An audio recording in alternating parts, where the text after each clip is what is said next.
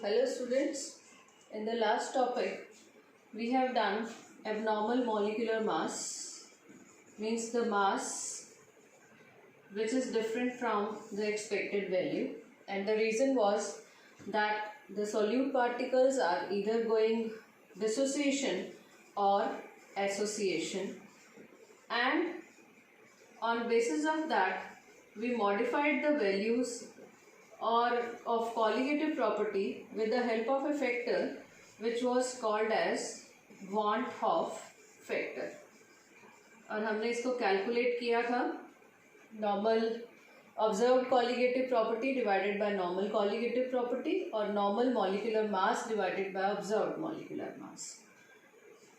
अब इस आई की हेल्प से how we are going to calculate कि जो हमारा सॉल्यूट है वो कितना डिसोशिएट होता है या कितना एसोशिएट होता है, मीन्स डिग्री ऑफ डिसोसिएशन और डिग्री ऑफ एसोसिएशन को हम वॉन हॉफ फैक्टर के साथ रिलेट कर रहे हैं।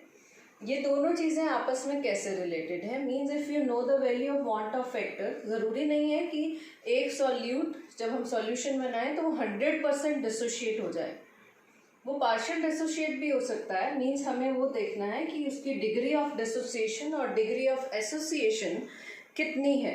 डिग्री ऑफ डिसोसिएशन और एसोसिएशन जिसको आप अल्फा से रिप्रेजेंट कर रहे हो, सपोज आप जब डिग्री ऑफ डिसोसिएशन की बात करते हो तो degree of dissociation means number of particles या number of moles of that particular solute dissociated, number of moles of solute dissociated divided by total number of moles divided by total number of moles of that particular solute। उसी तरह से degree of association की जब आप बात कर रहे हो तो number of moles of solute associated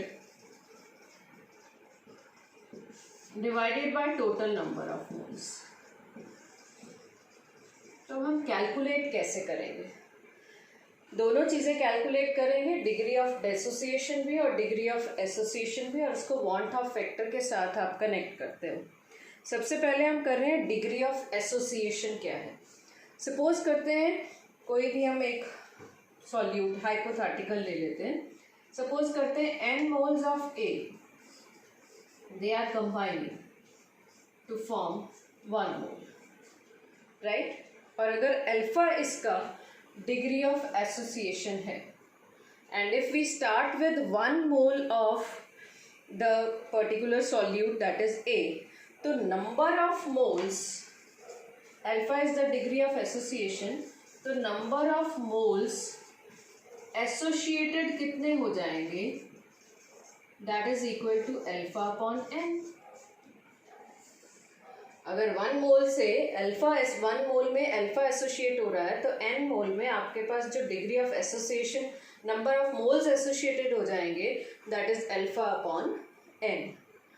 अब क्या करते हैं, जब आप आई की वैल्यू जब आप कैलकुलेट करते हैं, ये तो हो गए इतने नंबर ऑफ मोल्स एसोशिएटेड, इसका मतलब बच कितने गए।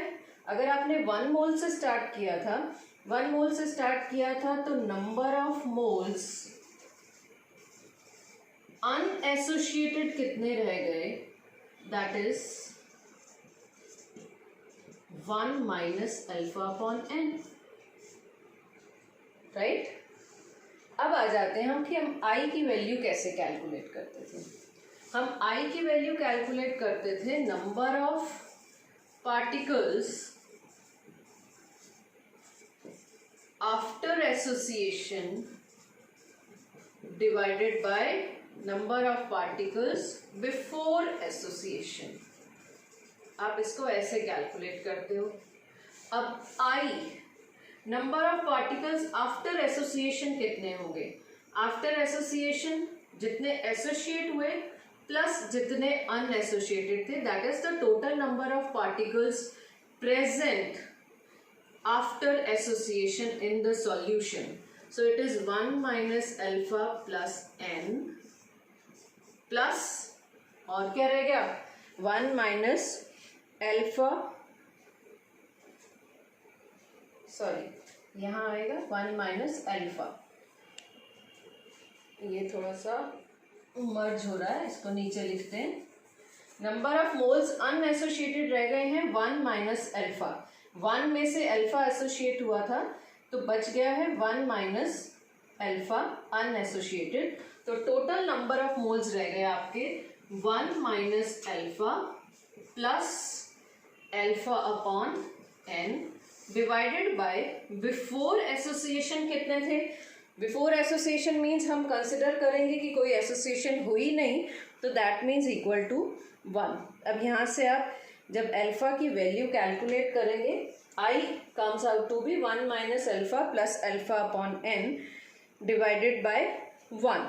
तो यहाँ से आपके अल्फा की वैल्यू आ जाती है, that alpha comes out to be I minus 1 upon 1 by N minus 1. That gives you the relationship of the degree of association with the want of factor. That gives you the relationship between the degree of association and the want of factor. Same way हम degree of dissociation के लिए भी calculate करेंगे. How we are going to calculate the degree of dissociation? यहीं से हम शुरू करते हैं. डिग्री ऑफ डिसोसिएशन से आप कैसे कैलकुलेट करोगे इसको.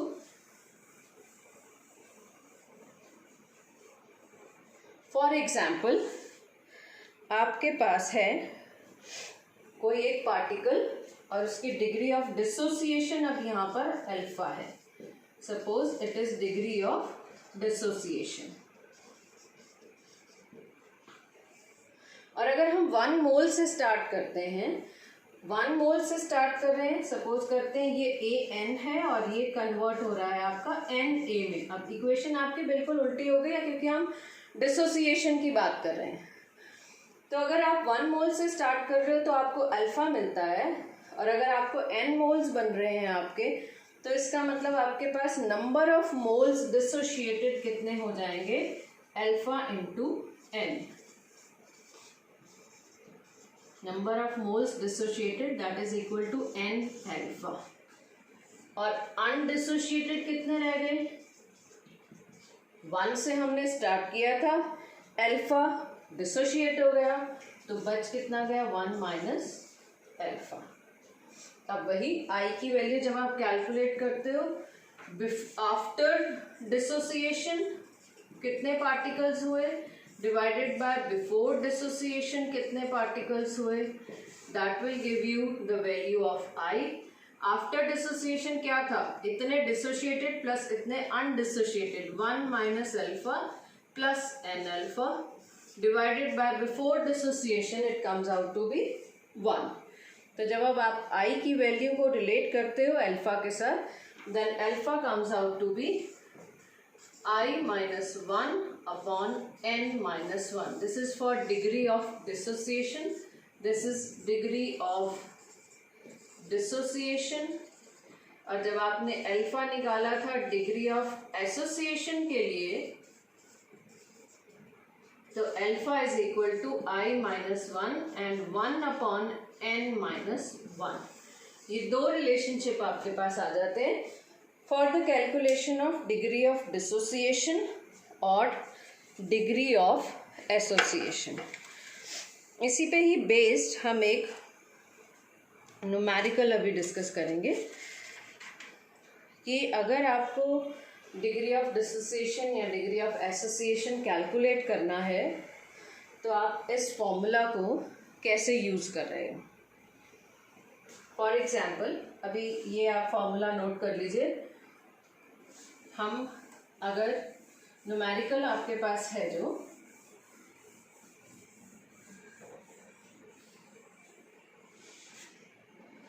the numerical is an aqueous solution containing 1.248 gram of 1.248 gram of barium chloride. इसका हमारे पास एक एक्वस सॉल्यूशन प्रेजेंट है जिसका मोलर मास है, इसका मोलर मास 208.34 ग्राम्स है, 208.34 ग्राम्स पर मोल। इसका हमने सॉल्यूशन बनाया इन 100 ग्राम्स ऑफ वाटर। आपके पास ये सॉल्यूशन है in 100 grams of water and this solution boils at, इस सॉल्यूशन का बॉइलिंग पॉइंट जो है, boiling point of the solution means TS is equal to 100.0832 degree Celsius. ये सॉल्यूशन का बॉइलिंग पॉइंट है। You have to calculate the degree of dissociation because it is an ionic compound, electrolyte है, आप solution बनाएंगे, degree of dissociation आपको calculate करनी है and you are given the value of KB की value आपको दी है 0.52 Kelvin kilogram per mole. I am repeating the numerical. We have a solution of 1.248 gram of barium chlorides with molecular mass 208.34 gram in 100 grams of water we have dissolved, and the boiling point of this particular solution is 100.0832 degrees Celsius. We have to calculate the degree of dissociation and the value of KB is given to you. That means you are here applying the equation of elevation in boiling point, that is delta TB is equal to KB into molality, और KB into molality को हम और detail में लिख देते हैं WB upon MB into 1000 upon WA. But what is the value of delta TB? Delta TB is elevation in boiling point means TS minus T naught. TS आपको given है 100.0832 degree Celsius. आप इसको kelvin में convert कर सकते हैं, लेकिन जब आप डिफरेंस निकालते हैं तो डिफरेंस ऑलमोस्ट सेम ही आएगा। आप इसको केल्विन में कन्वर्ट करेंगे प्लस 273 इसमें ऐड कर देंगे, तो यहाँ दिया आपको 373.0832 kelvin minus what is the value of T not. T not क्या है? आपके सॉल्वेंट का, प्योर सॉल्वेंट का बॉइलिंग पॉइंट। प्योर सॉल्वेंट क्या दिया हुआ है सॉल्वेंट आपको? वाटर का बॉइलिंग पॉइंट कितना होता है? 100 डिग्री सेल्सियस। वो अंडरस्टूड है। अगर गिवन नहीं है और आपको वाटर कहा गया है then you are suppose to know the value.